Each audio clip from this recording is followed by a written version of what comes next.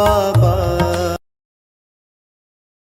जिसमें थोड़ा सा चिंतन करके मैंने लिखा है उसी को पढ़ रही हूँ, क्योंकि मुझे ज़्यादा याद नहीं हो पाता है। सहनशीलता का अर्थ है किसी बात पर तुरंत प्रतिक्रिया न देकर शांत भाव से रहने को सहनशीलता कहते हैं।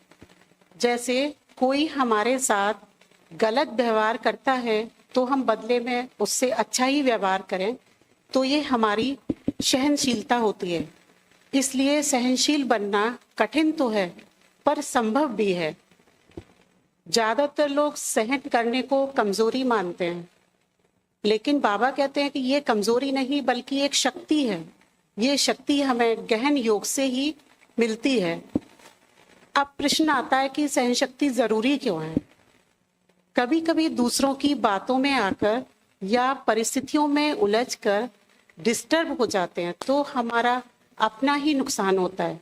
सहनशील बने रहने पर हमारे अपने परिवार में, आस पड़ोस और समाज में अच्छे संबंध बने रहते हैं। इससे मन हल्का रहता है तो अपने रोज़मर्रा के काम अच्छे से चलते रहते हैं। बड़ी दादी कहती थी, मर मर झुक झुक सीख सीख, कुछ भी हो जाए हमें सीखना ही है और सहन भी करना है।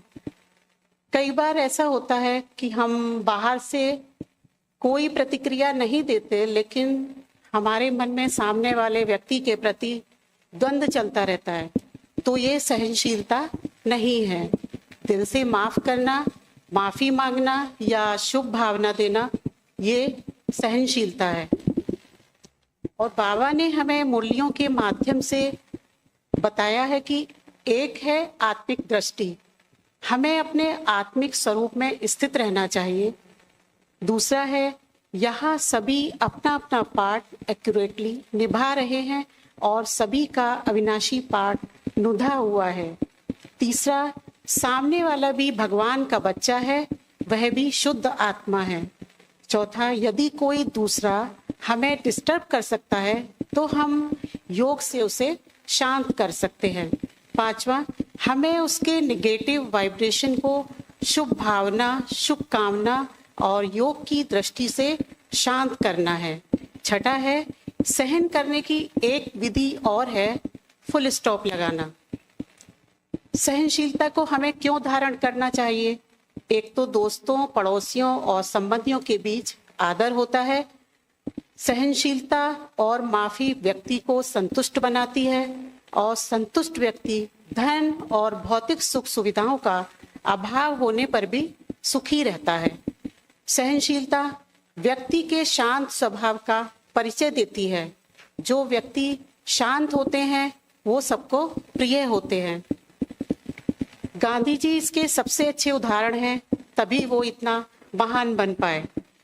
और सर्वोपरि बात यह है कि हमको प्यार से या मजबूरी से सहन तो करना ही है, क्योंकि यह डायरेक्शन स्वयं भगवान शिव ने हमको दिया है।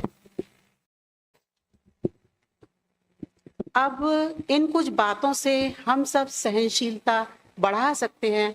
जैसे दूसरों से अपेक्षा ना करें, दूसरों को बदलने का प्रयास ना करें, अपने विचारों को दूसरों पर ना थोपें, अपने अहंकार पर काबू रखें और कम बोलने का अभ्यास करें। इससे आपके जीवन में तनाव कम होगा तो बीमारियां भी कम होंगी और आप सुकून में रहेंगे। ओम शांति।